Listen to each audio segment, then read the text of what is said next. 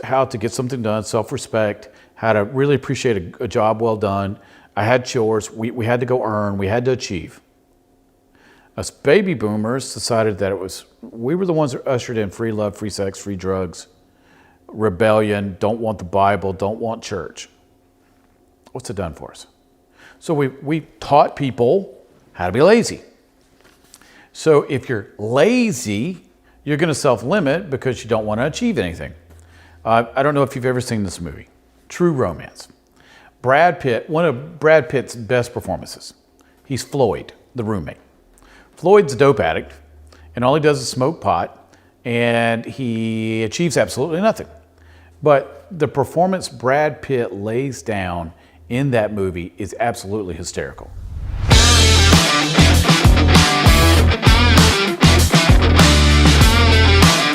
Hey, welcome to What's Your Problem? I am Scot Ferrell. Thanks for spending a little time with me. Now, let's talk about today's topic. Why do we self-limit? You ever look at somebody like the movie Moonstruck?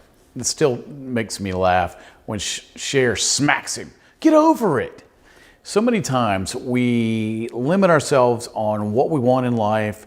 We don't really write out goals because, why would I do that? It's never going to happen anyway. So why do we do that? Why do we sit and go, can't do it, not good looking enough, not tall enough, not smart enough, not skinny enough? Oh, that was just me when I was a kid, I guess. And not. Somebody told me this, somebody's saying about that, and somebody didn't recommend this, and so stop the madness. I'm going to go over step by step why we self-limit. Why do we limit ourselves from achieving everything that we've ever wanted? Is it so bad? Like Willy Wonka said, be careful, you might just get everything you've ever wanted. And that's the favorite scene, last of the movie, when they're blasted through everything. Is that so bad? Now, is it possible to get everything you want? Were the Stones right? You can't always get what you want. The answer is yes, you can. But there's some caveats to it. So go ahead and get pen and paper, because today you want to take some notes on how to do this. Now, so let's go back to the origin. Why do we self-limit? Well, it's programming. I mean, every motivational speaker says the following line. We're born for success, programmed to fail. That's true. That is completely true. Why would God have a creation and then go, I want you to fail the rest of your life? I don't want you to achieve anything good, and I just want you to be a failure. No. That's not how he creates. Look at animals. Do animals get up every day and go, a lion goes, don't think I'll eat today, I'm such a failure. Probably not going to happen. No, that's not how it rolls. Animals just go do what they do. Why don't we just go out and go, all right, I got the favor of God. I think I'm going to go and achieve something great today. Well, from 0 to 7, we absorb everything in our environment. We're human programming. You can look this up on the internet. It's what I teach every day of my life. Why are we the way we are? Well, we get programmed. And what happens if our parents aren't the most positive folks in the world and haven't achieved their dreams, and neither have our grandparents, neither have the aunts and uncles, and neither have the daycare workers or our teachers? Well, everything they say and do and see, we learn through our senses, all 5. We absorb all that from 0 to 7 without the ability to block any of it. So once we're programmed, we will live that program the rest of our lives. Makes sense, right? So let's look at me. I always use me as an example. My mom and dad had a lot of hardship, World War II, depression kids. My mom was a sharecropper. Man, they had it rough. And my dad lived on a farm. He had a huge farm. So my dad's father was not exactly what you'd call sweet and emotional and loving. And then with everything they went through, they always talked about the depression, how hard it was. My great-grandma was born right after the Civil War was over. So I got to hear those stories. I didn't hear a lot of stories of achieving your dreams, and I heard life's tough, life's hard, you won't always get what you want, get as much as you can, hope for the best, look for the worst, all these sayings. So how was I ever to think that I could ever be anything other than what they said? Plus, my nicknames were Oink and Fat Boy and You're Stupid. They thought I was handicapped. You name it, I heard it. Turns out I have an above average IQ, and I can do just about anything I want to, and I'm very creative. I didn't know that because what they told me was that I would never achieve anything. My high school guidance counselor actually told me that I probably wouldn't amount to much. Man, high five, you're awesome. Thanks for that motivational talk there. So when I left high school as a drug addict and got thrown out temporarily, and he let me come back with stipulations to graduate, there's no wonder probably I was a lawbreaker and had a bad attitude and didn't really adjust to anything. I had been programmed to be a juvenile delinquent who was strung out on drugs, who hated people, that just wanted the whole world to die. Okay, I was programmed to be that. Then I meet a guy named Jesus, and he changes that. See, I was limited by my programming, and then I got set free. The great thing about being set free is I went from nothing but limits, nothing but a ceiling, no way to achieve anything, to having the ability to do anything. Well, now I'm a new creature. Now I can do anything that I want to achieve. So I go to college. One of the top students in college. I go on to have a great career in academia, being a behavior expert, TV, radio, you name it, I've gotten to do it. Why? I started out completely limited. Oh my goodness, I didn't think I could do anything. And then I was set free, and now I've been able to achieve just about anything I wanted. So the first reason why people self-limit is programming. All right, let's get to the second one. Lazy. All right, my generation likes to blame millennials for everything. All right, the baby boomers like to pile on. Then I was on a talk show in Philadelphia one night, and they said, how did we end up with laying the blame on millennials? I said, well, the blame's not for millennials. Millennials didn't create millennials. Baby boomers created millennials. It's our fault. We're lousy parents. We didn't teach them how to do anything. See, our parents, the World War II generation and World War I, so I had a lot of World War I vets teaching me. They taught us how to get something done, self-respect, how to really appreciate a job well done. I had chores, we had to go earn, we had to achieve. Us baby boomers decided that we were the ones that ushered in free love, free sex, free drugs, rebellion, don't want the Bible, don't want church. What's it done for us? So we taught people how to be lazy. So if you're lazy, you're going to self-limit because you don't want to achieve anything. I don't know if you've ever seen this movie, True Romance. Brad Pitt, one of Brad Pitt's best performances. He's Floyd, the roommate.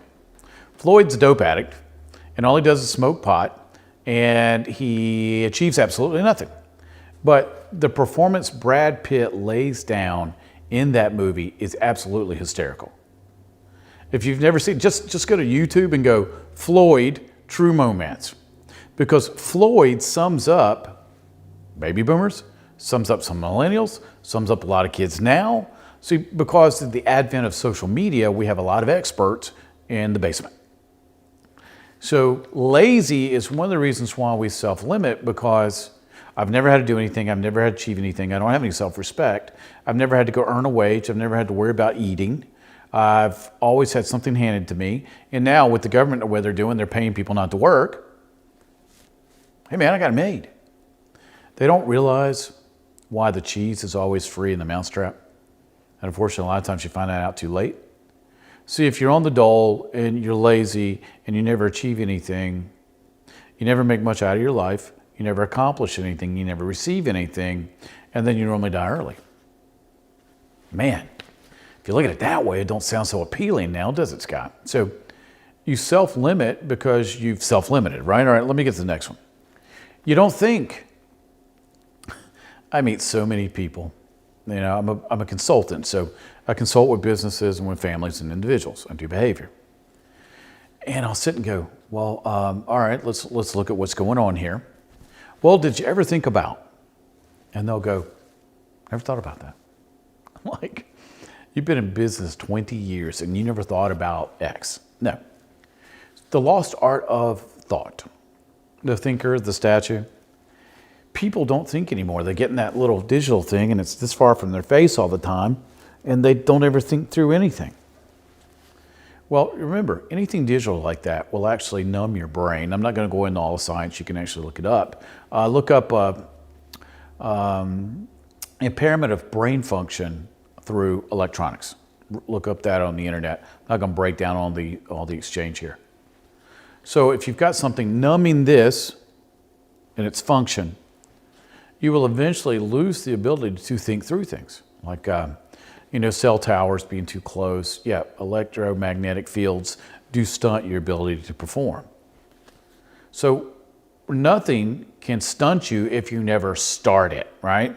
The lost art of just thinking, just shut the whole world off and sit, think, get a piece of paper, get a pencil, get a pad, not electronics. I'm saying paper, that's paper. A lot of kids don't know what paper is, and a pen. That's how I still do everything. I still use a paper calendar. People think I'm antiquated. Nope, that's how I like to do things. I don't like electronics all the time. I'll write things down. There's some brain science to that. And I sit and think. How do you think I'm a pastor? I write my sermons by thinking. Sit with God, sit with a piece of paper, sit with my Bible. I think through things to, all right, what do you want me to say? What do you want me to teach? How do you want me to teach it? And I think about my life, and my wife and I sit down with just pen and paper and think, get a little music going, get me some coffee, and I just think. I tune out the world. And the great thing is, where we live, we've got a great place in the back here to where, now it gets kind of lively sometimes because we live next to the police station. A little while ago, they decided to change all the sirens and turn them on for emergency services. So now I know what it sounds like if a tornado comes. High five, I'm awesome. But it's very quiet out here, and we get a chance to just stop.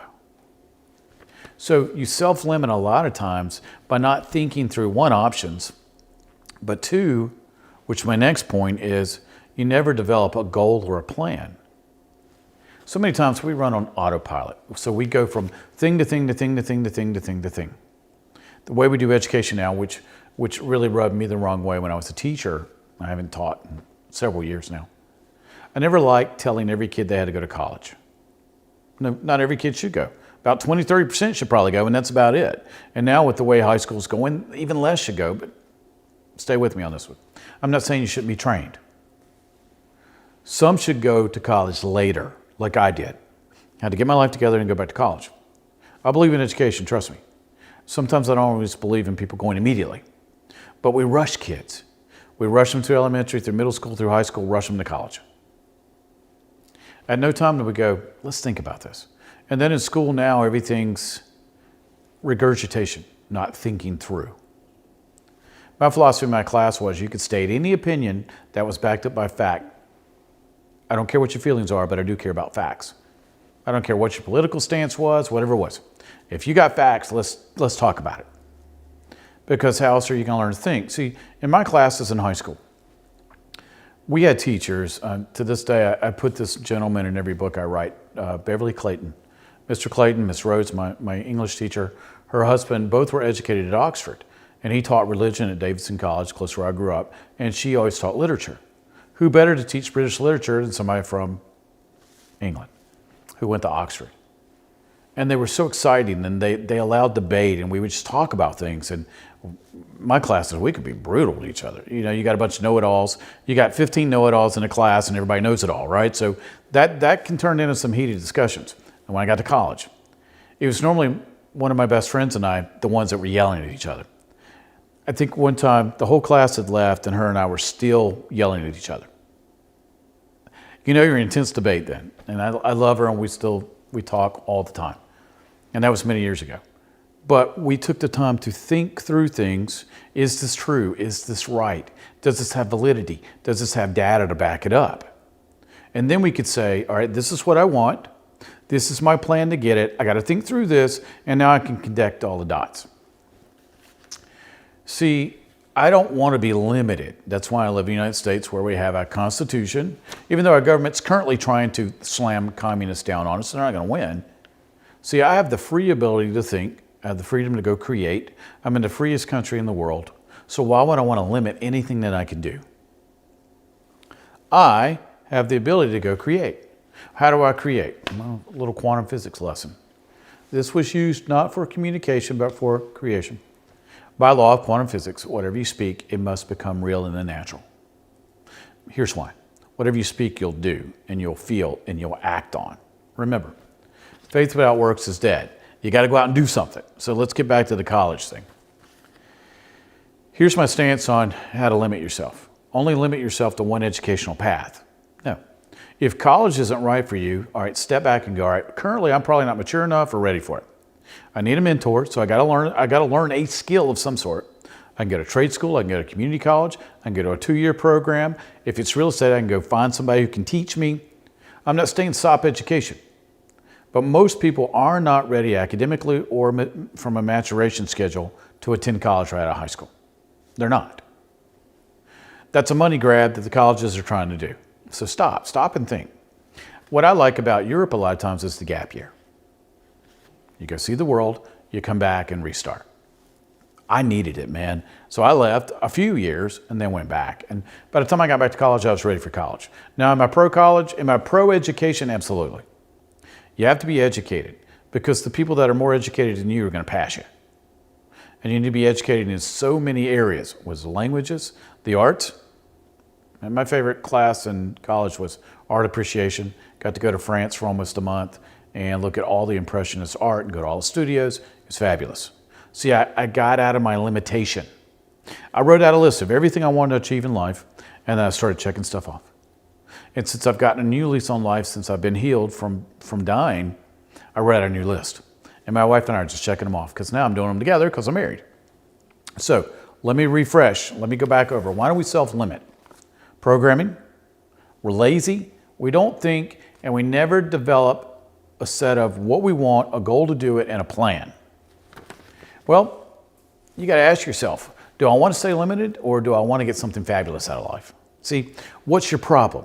A lot of times your problem is you. And I've recently wrote a book. You might want to check it out. It's online. You can get it just about everywhere. Amazon, my website, you name it. It's not them, it's you. I always tell people, your biggest enemy in life is looking at you in the mirror every single day when you get up. If you overcome that person, you can overcome anything. So the limits normally come from you. So learn how to think, learn how to process, write out what you want, and then go after it.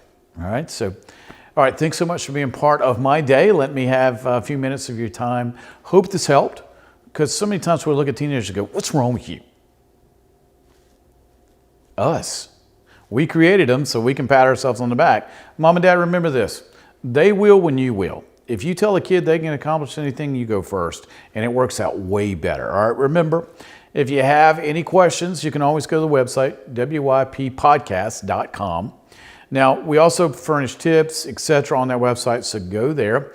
Now, if you have a problem, let's say there's something I have not addressed. Hey, Scott, I want to hear your answer to X. All right, so that's problem@wyppodcast.com. Also, down here, look, subscribe, and share.